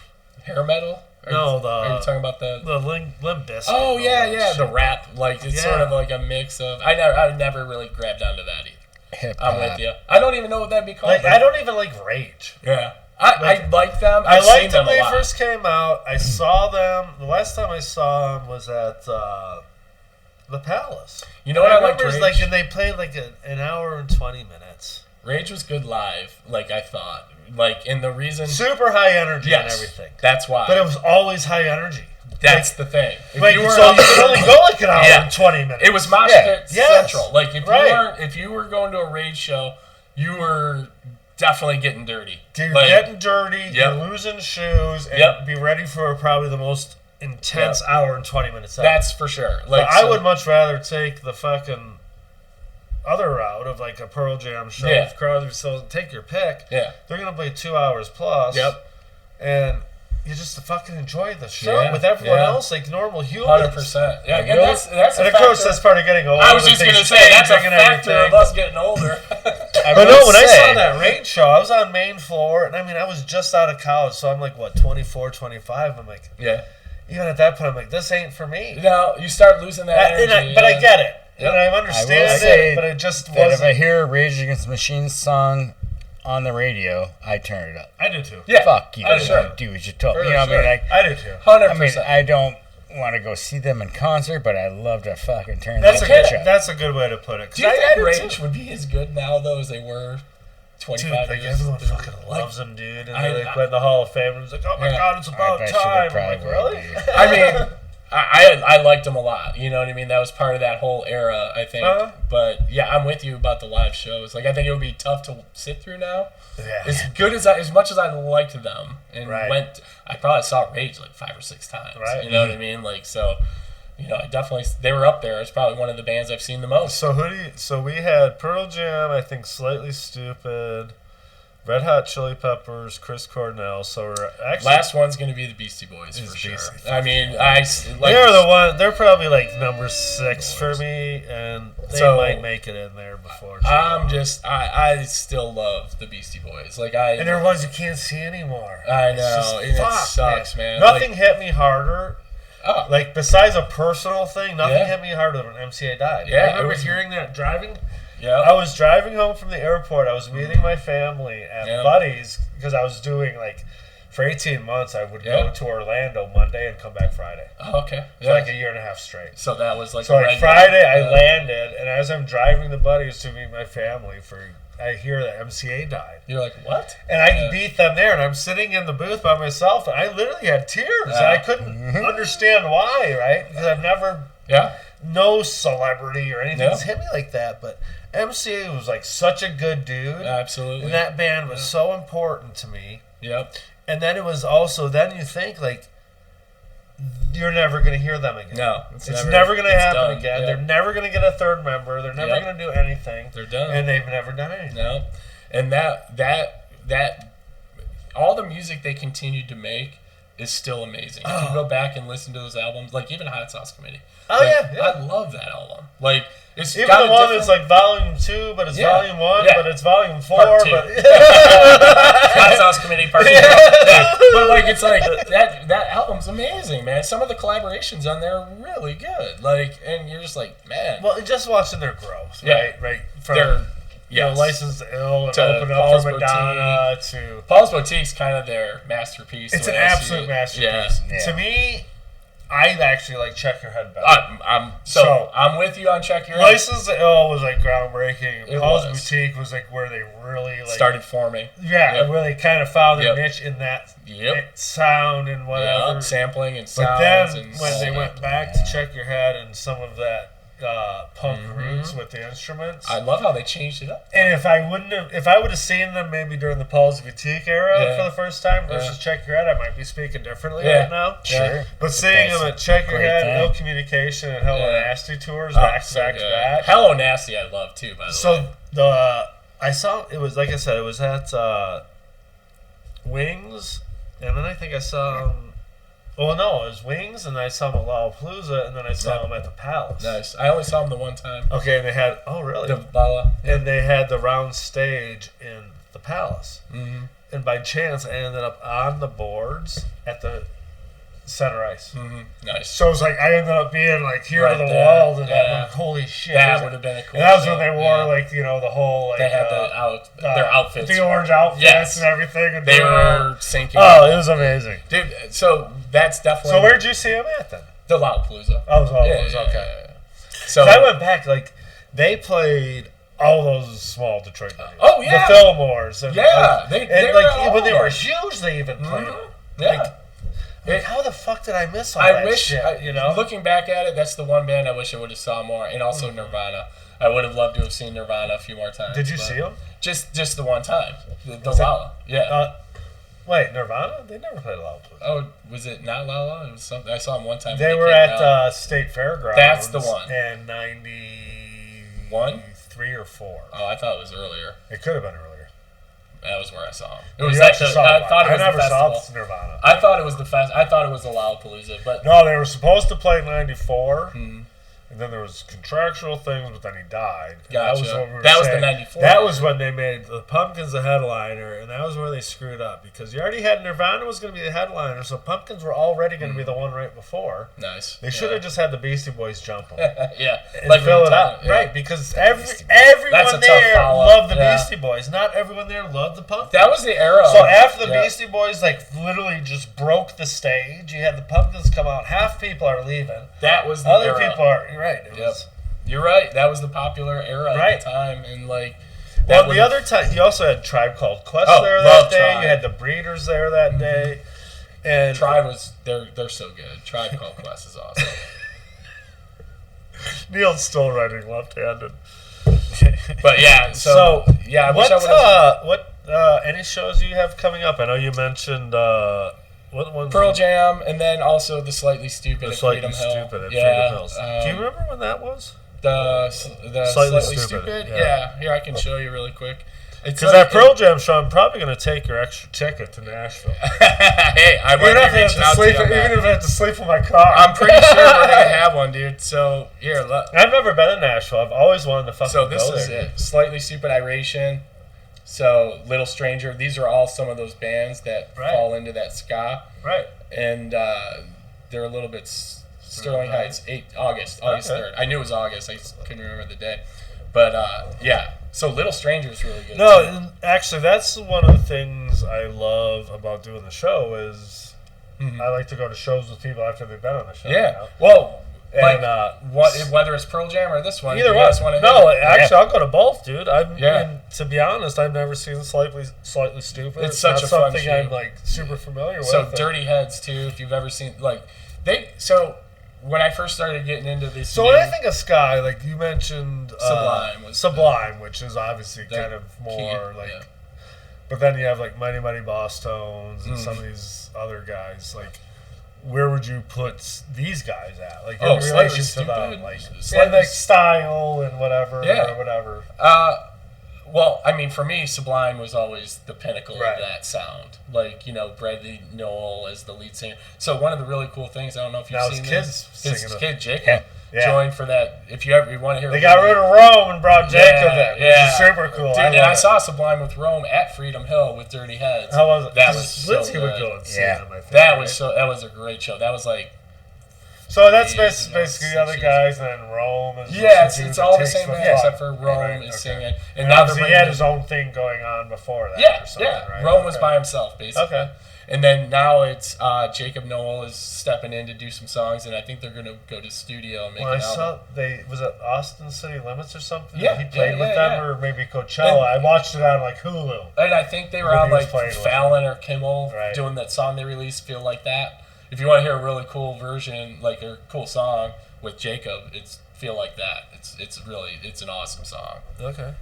So, that's super cool that they're doing that. Yeah, if they come out and tour, man, I will be front and center on that Sublime with Jacob Noel. I gotta imagine that's coming. Yeah, I would have to think.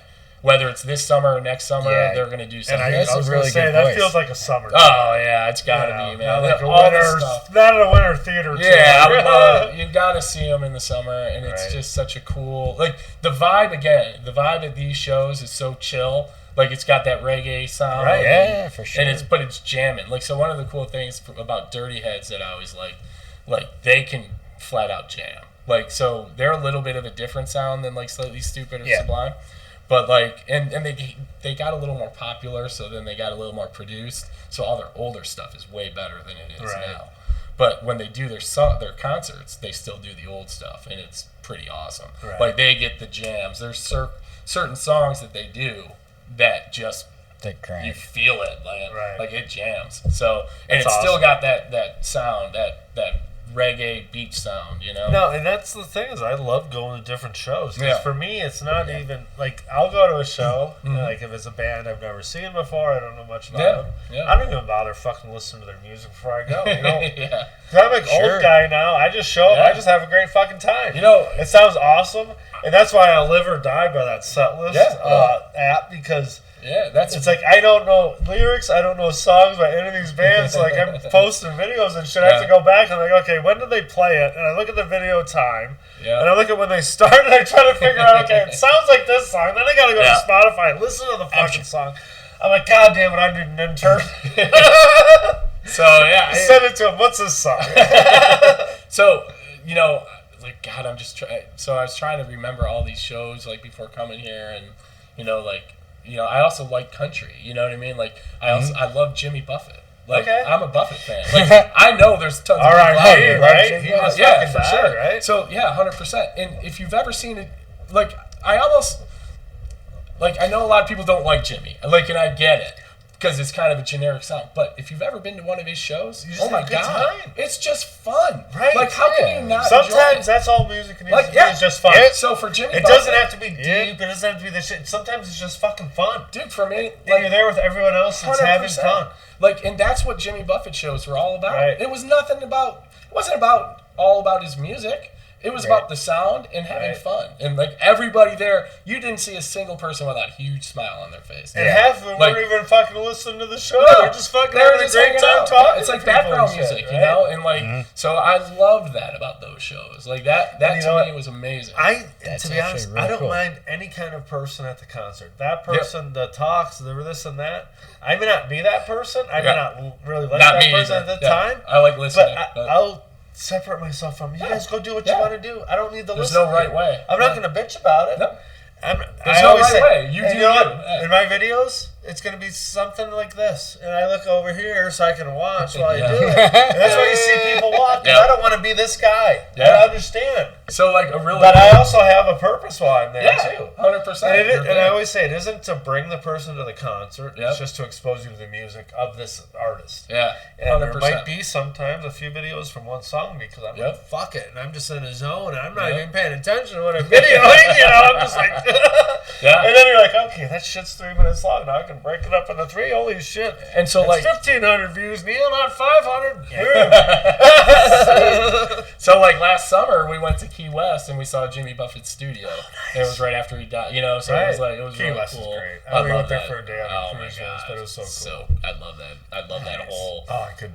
That whole get city. lost out there. You can just spend days there and like love it. So much history. Yeah, the whole area, like all the Keys up and down. Yeah. So like, but I mean, seeing that studio for me was pretty big because, like I said, I was a Jimmy Buffett fan. That's like awesome. I still am.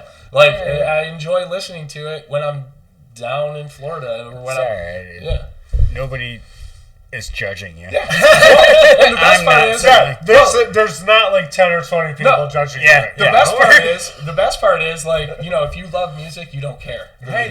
Like I don't care because like it's to you, it's to me. Right. Like whatever you find. To that person who's dancing like a crazy wild animal, I don't care because you're fucking loving it. Yeah. As long as you ain't kicking me while you're doing it, have a blast, dude. Everyone enjoys it their own way. 100%. And, you know, I'm very thankful that we grew up when we did because I really think music, and what we were talking about in the beginning, you know, we grew up on MTV. We grew up listening to music. That was our cell phone. And we grew up to getting a full album. Yeah. And listening to the artist. Yeah. So I had a question. I'm glad you said that. So one of the things I've always judged music on too, full albums. What is one of your favorite albums that you can listen to front to back? So I will be honest. Song 1 to song 10 or whatever. I've been traveling for work, so driving a lot. But back in the day when you had, you know, your CD book, I would pick a CD and I would listen to it front to back before I would put in the next one. Wouldn't skip a song. No matter what. Yeah, we should all do that. Would not skip a song. Right now, we should all do that, by the way. I used to love it. You experienced every song. And you know what? Yeah. And sometimes I drive home and this song that I've heard 100 times, I didn't fucking really care for. All of a sudden, today it just hit me differently. Yep. But obviously, like Siamese Dream's a huge one. Yeah, that's clutch. That's I would say, like Summer Teeth by Wilco. Okay, yeah. Even Yankee Hotel Foxtrot or whatever it's called by Wilco. Both of those. A good one that actually doesn't have hits on is like Lou Reed, Magic and Lost. Because it told the whole story. I heard you. And I saw Lou Reed's one of your guys, right? Forever 5, dude. Yeah. Well, you know why? Because I played the game. Yeah. Because I punch in Lou Reed on get a bunch Spotify. I get all the Velvet Underground songs too. You know, he played them some twice. 100%. Yeah. But then I get all that good Lou Reed stuff. But it was like that album was cool because it was a special album he wrote about one of his friends who died from cancer. That was like a collaborator. Yeah. So it was like that whole story. Yeah. So it was cool to see that, you know, and listen to that. But you know, literally every album I ever bought, I listened to all of it. Yeah, yeah. You know, it wasn't like I'm with you. So some of them, I mean, that's how we were. I would say like I probably had dozens that I would listen to. Like I would be like, excited to listen to the whole thing. You know what was really good was Appetite for Destruction. Fucking ain't right, dude. That album front to back is because you know what that was that to on me, tape that you listened to? It was. Probably tape for me too. Yeah. Like on headphones or like on just on headphones on my Walkman or in my car. Yeah. You know, whatever it was. 100% for me, Appetite was the bridge from hair metal to grunge. 100%. Yeah. That was exactly at what the that time. was. GNR because they were still hardcore. More still holds up. Hell yeah, it does. But it was that bridge. They were kind of hair metal, but they had a harder edge to it. Yeah. Which then kind of like the sound, alternative and grunge had. And lyrics were good. They had lyrics in songs that were like. They started mixing in. Alice in Chains early stuff. That was more heavy metal than hardcore. It was totally heavy metal. Right. It was like so it was like the Guns N' Roses opened the door for those guys, and those guys opened the door for them to bring it back a little bit. Yeah. You know, to the grunge, it wasn't quite as hard. That was that. But then it was like Mudhoney. Those dudes were hard as fuck, dude. Yeah. Like back in the day. Yeah. When I was a big fan. So one of my early grunge loves was Mother Love Bone.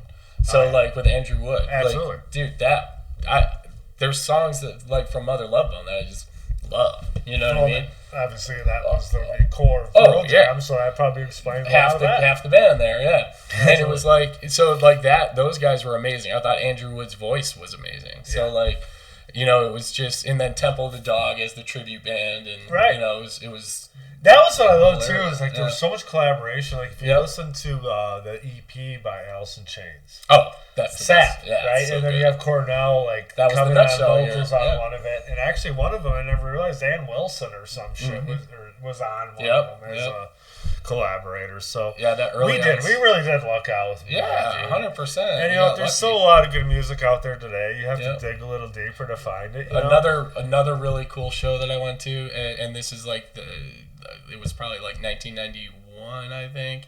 It was my freshman year at State. Was the Guns N' Roses Metallica? Oh fuck at the Silverdome. Yeah. That was another one, and then the year after was U2, that one I told you about. Yeah. But that GNR Metallica was absolutely insane. You know, Metallica doesn't get enough credit for really like breaking down some shit for because it took heavy metal almost. I don't want to say respectable, but more mainstream. Well, that Black Album. That Black Album really bridged that. Totally. And a lot of hardcore Metallica fans don't like that album. They don't like it because it did that. I'm sure.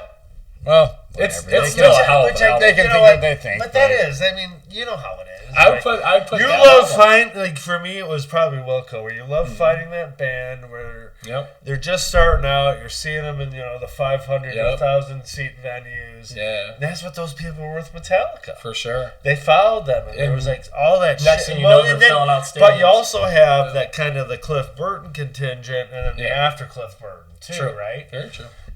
But it's like, can you really argue? Like, Black really opened them up to a whole other audience that, like, for me, now I'm going back and looking at Injustice for All and all that other shit and experiencing that almost for the first time where we're like, wow. Yeah. And you hear the Cliff Burton, fucking bass lines and shit, They went from being more raw and heavy metal to kind of like a more refined rock with a And I've never seen them live, but I mean, fuck, they have some just absolutely killer tunes, dude. Like in that tour that year, they were alternating headliners between G and I. It wasn't just one headliner. They alternated shows.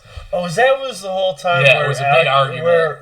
But Hetfield got fucking burned in Canada, and Guns N' Roses was like, fuck you. And they were all pissed about who was going to headline, and they're like, well, we'll just... Which played into that whole thing after the dude got burned. Like, well, fuck you, I'm not saving you now. And so for our show in Detroit, it ended up being GNR as the headliner, and Metallica as the opener. And Metallica was better. Like, Dave Rio just sent us that... those 7 songs tapes released in the which 41 was days. Metallica Black. Yep. Oh, that was It had both. Use Your Illusion. Three. That was so. That's another. I think 41 days. Oh yeah. Yeah. All those. There was Nirvana, like 5 or 6 Red Hot. albums. It was Blood Sugar Sex Magic. Yes. Nevermind. Alice in Chains. Use Your Illusion. It was. Think about Chains, that. And it was like Metallica, and the Use Your Illusion, which was like like you guys were just saying, kind of a grunge, but I mean, whatever. And then rock and roll too. Yeah, for sure. Wow, that was a hell of a little time frame there. Like you can't match that, really. No, you really can't. That was a hell of an era, it really was. And Guns N' Roses. You saw every single hair metal band in '91 just go. It's done. We're out of here. Deflated. We'll see you in 20 years in the 30th anniversary shows. Poison. Right. Michael's all over the place. Hilarious. I love it. That's funny. Yeah, and I mean that. But that's all fun. Like that, and I see it's funny seeing all these guys kind of coming back now. But it is fun. Yeah, it is cool. You know what? I like some of like the 30th anniversary. Like we saw Frank Black just the other night doing the Teenager of the Year. That was super cool. Like the 30th anniversary, and you know what? All these people had fans back in the day. 100%. And I love seeing them do it, and the people going back out, whether they're now 60 or it's new people that just like found them for whatever reason, Yeah. And So, one, thank you so much for being here, Eric. Absolutely, man. It's been awesome. Thank you, Eric. Just reconnecting with you, talking about music. Fucking great. We are definitely going to be going to a show, whether it's Pearl Jam in Nashville or Slightly Stupid. We got to figure it out. We'll make that happen for sure. But no, it's been super awesome catching up with you. Everyone else, make sure you check us out. 2 Dudes and Killer Tunes. check us out on YouTube because it's the best place to go. You get to actually see us. You get to see all the videos. But we're also on Spotify, Instagram, Facebook, all that other shit. Make sure to check us out, and we'll check you next time. Peace. Awesome.